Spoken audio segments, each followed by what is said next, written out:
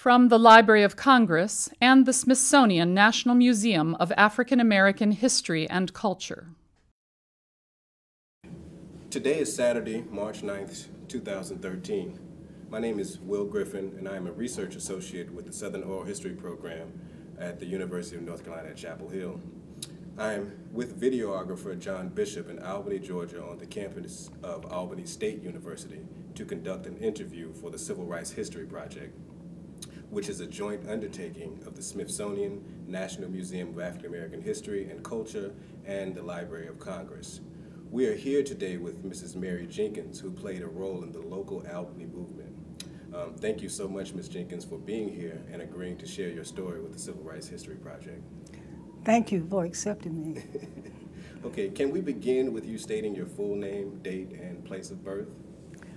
My name is Mary Frances Jenkins Royal.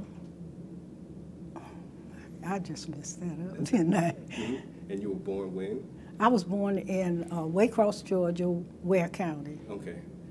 What's the date of your birth? Oh, 8/12/28. Okay, it's August 12th, 1928. So you were born in Waycross, Georgia. How long did you spend in Waycross, Georgia before you? Well, not many years. When I was very young, I lived in Pittsburgh, Pennsylvania. Oh, wow.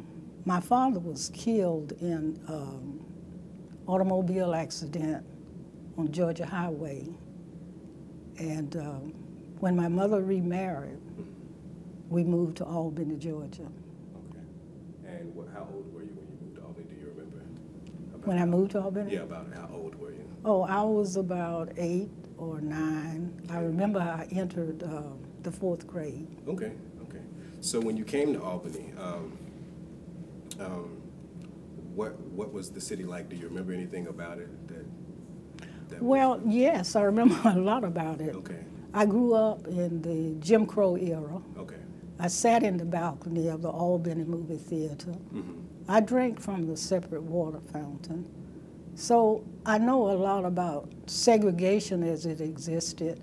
I remember when I was very young walking through Crest's 10-cent store. Crest. And my mother was holding tightly to my hand.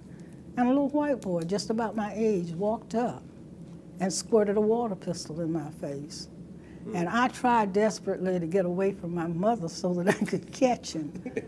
But she kept saying, "You can't." Mm-hmm. And pretty much, "you can't," mm-hmm. has followed my life. Right. You know, when my daughter was 3 years old, I took her to Tiff Park. And she saw some white children getting on buses. Mm-hmm. Well, they were rides for them. And she said, "Mommy, I want to ride on that." Mm-hmm. And I had to say the same thing to her that my mother said to me, "You can't." And she turned around and beat her little fist against me and she said, "You don't want me to ride." How was I to explain the system to her? So that meant that I had to take the blame. Okay. So do you think you know that your mother was probably trying to protect you? Oh, definitely, definitely. Anytime that we were in some sort of white situation, she was clinging, you know, to me, and I knew that. Okay. Okay. So, beyond those, what else do you remember? Those memories about your mother. What else do you remember about her, in terms of her bringing you up and the other lessons she tried to instill in you as a person? Oh well, well, one thing I do know, she definitely wanted me to have a good education. Okay. She never finished high school. Okay. And so she was definitely trying to convince me that education is the key to everything you want in life. And so was your mother primarily a homemaker? She was primarily a homemaker. Okay, and you said she was remarried, so your stepfather, what was his profession? My stepfather worked on the coastline railroad. Okay. What position? So we always could travel. Oh, okay. Half fare. That's always good. So the schools that you attended, what were the first schools that you attended in Albany? Madison High School. Madison High School was all segregated, all black schools that I attended. And of course, by being a segregated school, we received hand-me-down books. The equipment was not the modern kind for that day. Right. But I think we had the best teachers in the world. Who were some of the most memorable teachers? Miss Ruth T. Kimbrell happened to be the first Kimbrell. black principal, female principal in Dougherty County. And what do you remember about her? I remember that she was very strict and that you had to follow policies. I remember that quite well. Okay, all right. And were there any other teachers? Well, I had Miss Reynolds as a home economics teacher. Okay. Miss Thelma French, who was also a home economics teacher. Okay. Miss Olive Rogers was my English teacher, and many others. Okay. So what do you remember about the instruction of the teachers? Were they, were they very protective of the students, or did they, you said they were some were disciplinarians and others, while others were mentors and so forth? You know, we don't have the problems that they have. Right. You know, we didn't have the problems that they have today. Right. Thank God. But yes, they disciplined us when we did things that were wrong. But we didn't have, well, we could have corporal punishment, but it wasn't brutal or abusive, you know, in any way. You were never the type of person Well, no, it's just fortunate that I wasn't, really. Okay. While I was there, I served on many committees. I was the editor-in-chief of the high school annual that for my was the school senior newspaper. year. Okay. And what other, what do you remember any of your close friends from school that did you stay in touch with, stay close to? Yes, I have a very dear friend, Vashti Stubbs. Vashti Stubbs. We were very close friends. I remember when I was giving the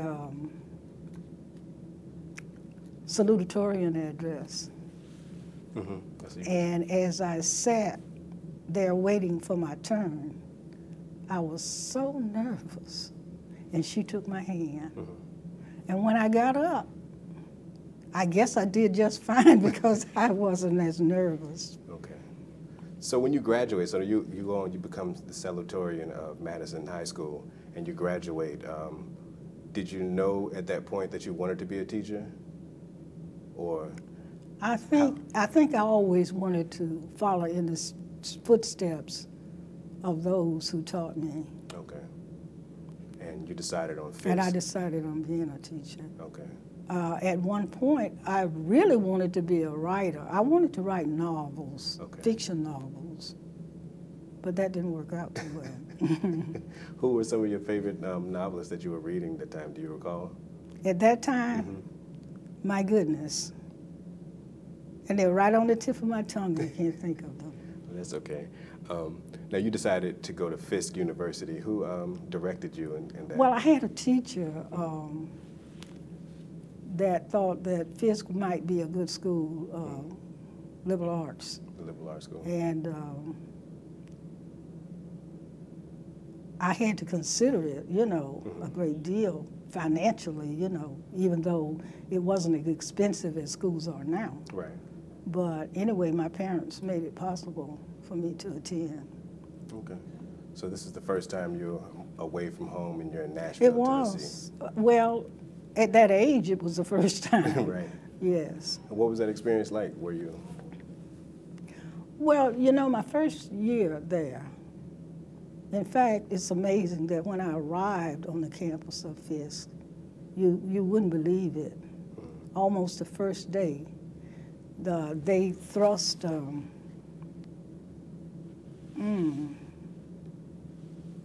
petition in my hand. They wanted to get rid of a teacher. Oh, wow. And I didn't even know the teacher, had never met her, but they were so persuasive that I signed it. Mm-hmm. But fortunately, they didn't succeed. And later, she was the best teacher that I ever had. Oh, wow. Who was the teacher? Do you remember? What did she teach? Well, she was in the art, she was in the little theater, Okay. because I did belong to the little theater while I was there. Okay. I took creative writing, Mm-hmm. yes. Okay. Okay. What other activities at FISC were you involved in? Well, mainly the writing, writing. other than my sorority, Okay. but mainly the creative writing activities. I did plays with the little theater. In fact, my senior year, This was my 1950. grade came from directing a play that was written by one of my teachers. Okay. Okay. I'm picking that up. You're not, okay. So after FISC, where did you go? What did you decide to do? You graduated in 1950, I take it. Well, you know, before I finished FISC, I really went into the service. Oh, wow. I stayed 2 years in the service, Okay. and I got married while I was in the service. You married. Who did you marry? You see, I married two Jenkins. Two Jenkins, right? Roscoe Jenkins. Okay. And so, what was your experience like in the service? Well, basic training Basic training. That's was something that I had to really adjust to and get used to. That took place in Virginia. And then I went to Fort Dix in New Jersey, which was for special services. And I was transferred there and stationed at Fort Custer Okay. in Michigan. Michigan. And I didn't have any problems. So was it segregated at all? Still was? Oh, yes, still it was segregated. Okay. And you had no problems. So you decided to leave. You decided not to stay after. Yes, I had my daughter Sharon, and I knew then that I had a responsibility that I had to have a job. Right. So I decided, well, my mother's training, education, Right. and I was only half through it at FISC, so I decided to go back and finish. Okay. Oh, okay. Okay. So after you finished, you decided to move back to Albany. Albany, yes. Now, what brought you back here? Now, was Roscoe from Albany as well? No, he was from North Carolina, Okay. but he went overseas. Okay. And after that, you know, we divorced. Okay. I came home, and a few years later, I married again. Okay. And when you first came back, did you immediately pursue a job in the school system? I did, but what happened when I graduated from FISC, I had a secondary certificate. Okay. And the supervisor here promised me a job, but she was an elementary supervisor, which meant that I would have had to have had elementary certificate. Okay. So I went over to Albany State, spent a whole summer trying to get an elementary certificate. But when I finished, the supervisor had to, fill the job on time. Right. She couldn't just wait for me. Right. And so my pastor, Reverend E. James Grant, he was the principal at East Baker High School. Okay. He promised me the job. Okay. So talk about the job. When you came into it, was it everything that you expected? Oh my goodness. What were some of the earliest challenges that you faced? It was at Baker County Bad that Baker I County. learned the power, white power, what white power could do. And I knew that as soon as I could get out of Baker County, I wanted to. 2 incidents happened. One involved a young man who somehow or another got involved in some incident over a weekend. It wasn't anything that required police. But anyway, there were students who somehow took care of him and carried him home. But early that Monday morning, somehow the information had gotten to the white supervisor. And she came over to the school, and she walked in his room, and she told him, "Pack up. This is your last day." And it was. He had no recourse, no one to go to. In fact, her husband was the superintendent of Baker County, school superintendent of Baker County. And so that young man lost his job without being able to defend himself. And then the next incident that happened really happened at the end of my term there. And I think it was also the year that the Supreme Court ruled on desegregation in 1954. Yeah, in public schools. And she came over to the school and assembled all the black teachers in a room. And she talked for I don't know how long about how wrong it was for us to be together. And she had teachers that stood up and agreed with her. These were black teachers? But I kept my seat because I knew that I couldn't agree with all that she was saying. And then at the end of her speech, she said this. She said, "They may make us go to school with you, but I would never invite one of you to my home." Wow. I was through with Baker County. So you left Baker County after 1 year, and you came to? I came to Albany at Carver Junior High. I was a teacher at Carver Junior High. And how was that? Was it different? How different was it from Baker County?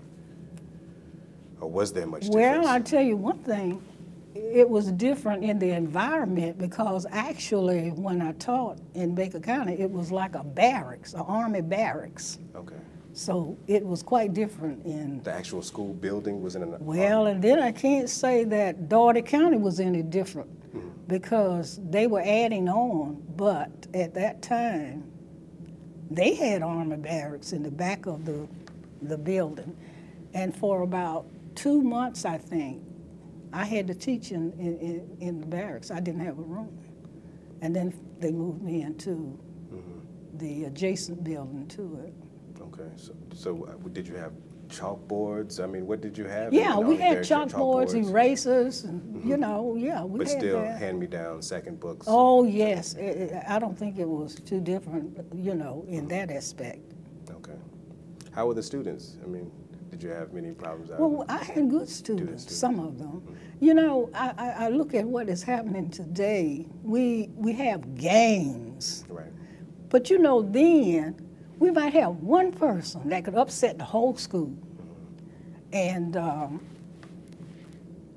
it was different then.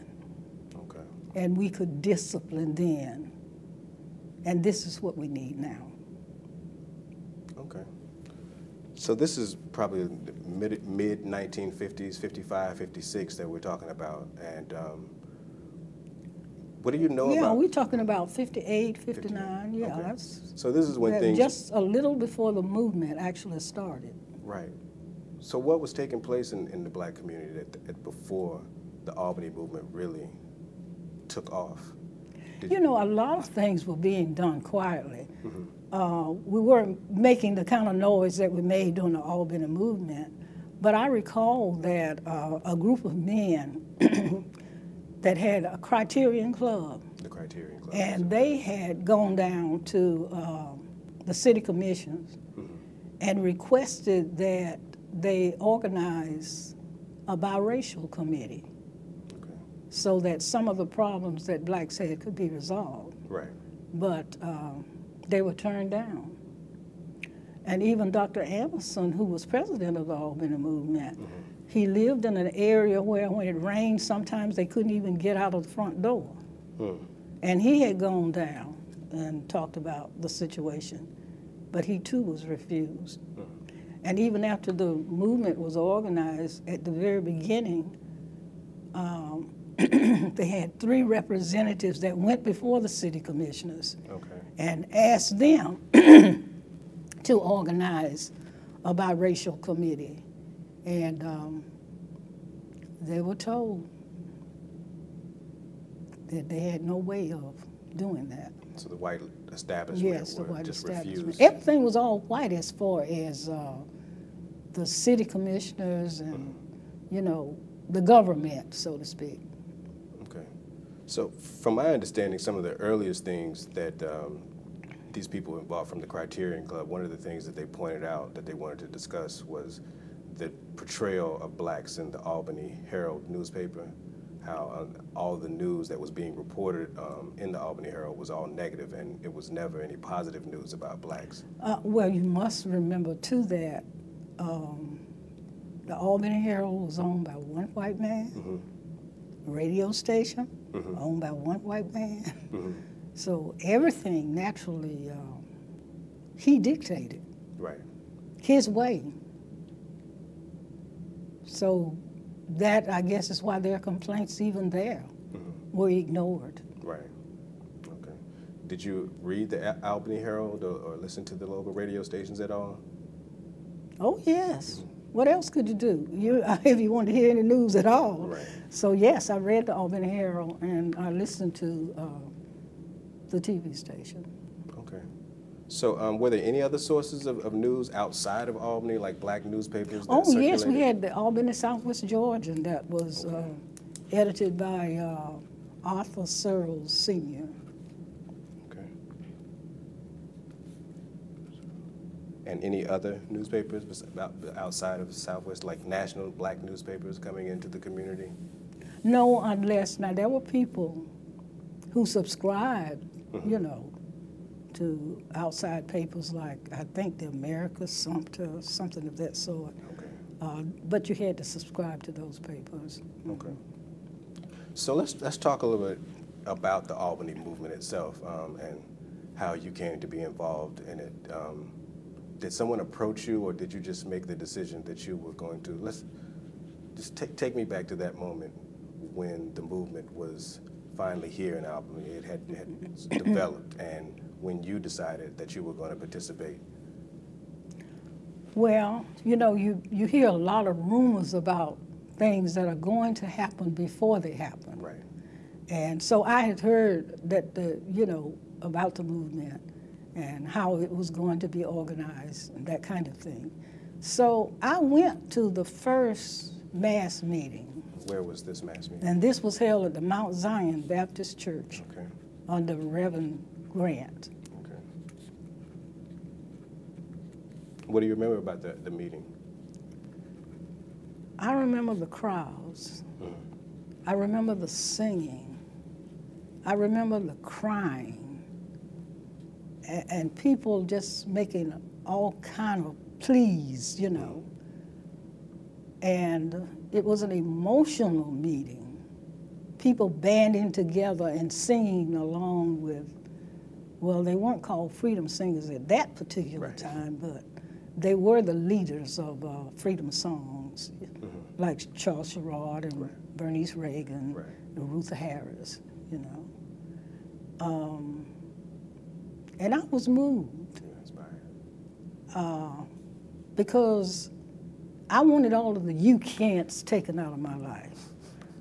The you can't go to this restroom. You can't eat in this restaurant. I wanted all of that out of my life, not only for myself, but I wanted it out for my children. I wanted them to have a better quality of life than I had as far as segregation was concerned. So when after that meeting, I imagine 1 or 2 more meetings, Wyatt T. Walker came down And he said, we need some help in the office that was set up in Dr. Anderson's house for Dr. Martin Luther King. And so I volunteered and I worked there, you know, for the time that Dr. King had his office there. Okay. What types of things were you doing in the office? Well, I was answering the telephone, taking messages, and it was awesome sometimes. It was awesome because Dr. King would walk in, thrust a number in my hand, and he would say, I want to talk to such and such a person. They'd be famous people, and he would want me to contact them. Be responsible for calling you. Once he put a number in my hand that was for, this Calypso singer, God, I can't think of Harry his name. Belafonte. Harry Belafonte. I couldn't believe that I was going to talk to Harry Belafonte. But I dialed the number, and sure enough, I didn't, because I was told that he wasn't in, but that Dr. King would get the message. Okay. So there were meetings that Dr. King had with just females. Wow. He believed that women were the movers and shakers of the world. Absolutely. And I learned that he was a listener. He might pose a question, but then he would stand back and listen to the comments, you know, that were made. So that was quite an experience for me. Okay. But as I sat in meeting after meeting and listened to the people who went to jail, and then they came back to the meetings and described how they were treated in jail. And I guess I began to think, my goodness, they know Dr. Martin Luther King was here. And they know Sherrod because he's everywhere. I said, but you have a lot of people. People will never know what happened to them, how they were treated, what they sacrificed for equality. And so I began to just take notes of what some of them were saying. Sometimes I would write on fans, I'd run out of paper in my purse. But I just thought that there should be something about what was happening here for future generations. And so mainly I was thinking about children who needed to know. And so I wrote the book. Okay. So, Pause for just 1 second. okay, so do you still have those feelings about do you have those fans that you wrote notes on, those fans? You said you wrote notes on? I've been trying to go through things that I have in my attic. Okay. I'm trying to put them all in a box so that one day somebody might give them to the museum. So, well, I think we could probably arrange that to happen this weekend. I guess I want to back up a little bit about what I know about Southwest Georgia and teachers who got involved in local movements. They were often threatened with intimidation and the threat of losing their jobs. Did that ever happen to you? well, nobody officially threatened my job, but we knew that if we were arrested, that we would be fired. Okay. And it was also rumored that they sent people to even check car tags at the mass meetings. Oh, wow. So we were all aware of that. So was that a decision that you made not to march and get arrested? It was a decision, even though there was one time when I thought I would. We were in Mount Zion Baptist Church, and Reverend Grant had just finished the sermon for that Sunday. Right. And he made the statement. He said that after this, said, I'm going to do something. I'm going to do it for myself, and I can do it by myself. And he stepped out of that pulpit. And, well, people, you know, they weren't going to let him do anything by himself. Right. So there were several people who got up. And I don't know what moved me. I had my 4-year-old son in my arms. Wow. And I got up. and got in line. But when I got to the door, my husband was standing there, and he gently pulled me out of the line, and I guess I lost my spirit. And you know, that particular day, Chief Pritchett decided not to arrest anybody. That could have been your moment that It you could have could have marched. Wow. So I imagine you knew a lot of other teachers who, did any other teachers who march? Oh, yes. Now, when they started integration in the school, there were teachers who were, of course, sent into the all-white schools. And some of the experiences that they had were very humiliating, I thought. Okay. Because some of them, in one school, the black teachers had a whole hall by themselves. No white teachers there at all. And when grading time came, in some schools, they would have to carry the report cards to the principal so that he could see whether the white students had been given the proper grade. Wow. So there were a lot of humiliating incidents that occurred. Okay. So you were getting ready to talk about your decision to write the book Open Themselves about the Albany Movement. What prompted you to want to do that? I mean, you always mentioned that you wanted to be a novelist, but... I wanted to be a writer, and I can imagine that is why I was prompted to take notes about what was happening. I wanted it to be a book, but at that time I really wasn't thinking of it being a book. Okay. It was really my daughter. When did you start the idea of even doing it? Well, what happened was my daughter, she's deceased. Okay. But she knew I had all this material, and she kept saying, "Mama, why don't you put it together in a book?"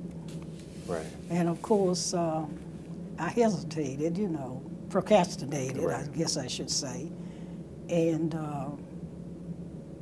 she passed. Oh, wow.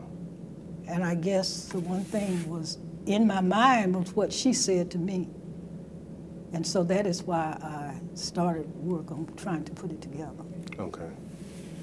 And talk about the process of putting it together. Was it tough putting the book together? I mean, well, once I had the organizational technique for it, and I could just go through all the material and place them according to the outline that I had. Okay. And so having the material is what's important, you know, and I had that. So it turned out to be a fairly easy job. The only problem that I had was that I didn't know anything about publishing a book. Right. Didn't really know who to go to talk to. And what I saw was a company that had done religious books. Okay. It was out of Columbus, Georgia. And so my husband and I we decided after I had everything together, we would take it to this company, which we did. The publisher really was fantastic, I can say. What I hadn't anticipated was the people behind the publisher. You know, the copy setter, right. Who was, I can see her now, a white lady who I guess didn't like all of this material that was in the book. And I kept finding errors, you know, and I would go to the publisher and tell him, and well, I had to pay for every mistake that was there. Right. As if I guess it were mine. Right. And so finally what happened, I always say God stepped in. Right. Because I sold out of the first edition. Okay. And the second edition, we picked up the books like on a Friday. Okay. And the company was closed now that weekend. I had a book signing that Saturday or Sunday, I can't remember which one of those dates. But when we went through the book, we found a page where, you know, on the page where they're going to put a picture, where the picture goes, they have a blank spot. Right. And the directions at the top says, drop here. And they didn't drop the picture and printed all those books. Oh, wow. So I had a decision to make whether or not I would accept the book, you know, in my mind. And whether I would just not have the book signing. But everything was so close until I said, well, I decided I would have the book signing. I would explain about the mistake, and once it was corrected, then the persons that bought books would get the corrected copy. Okay. So that Monday morning early, my husband and I went to Columbus, Georgia. And, well, the publisher knew that it was his mistake and that he would have to account for it. Right. He made all kind of offers to us so that he wouldn't have to redo the whole book. But my husband wouldn't accept it. So finally, he said, okay, I'll redo the book. Okay. But when the book was printed, he didn't use second edition. He used third edition. Okay. So how did the community respond to your book? I mean, the readers who were interested. Oh, wonderful. I can't say anything about the community. They did. They were fantastic, really. That is why I guess the first edition went so fast. Well, right. And then we got into, well, really the fourth edition. Okay. So what, I mean, you've talked a little bit about the process of creating the book and getting it published. Do you think it accomplished? What were you trying to accomplish with the book? Well, mainly to get information out. Just to get information You out. know, and I wish every black family had a copy of the book for their children. Just to know what But I happened. tell you now, since then, I've thought about it. There's a lot of writing in the book, even though it says a pictorial history. And children like to look at pictures. Could you hold the book up? Hold the book up a little? And children like to look at pictures. Right. But they're not that fond of reading. Right. And since then, I have discovered that they like poetry. So what I'm doing now is a book on, it's really on the Albany Movement, but it's done in poetry. Okay. And these will all be poems by you? Yes. Okay. Okay. Okay. So the Albany Movement and its impact on the community.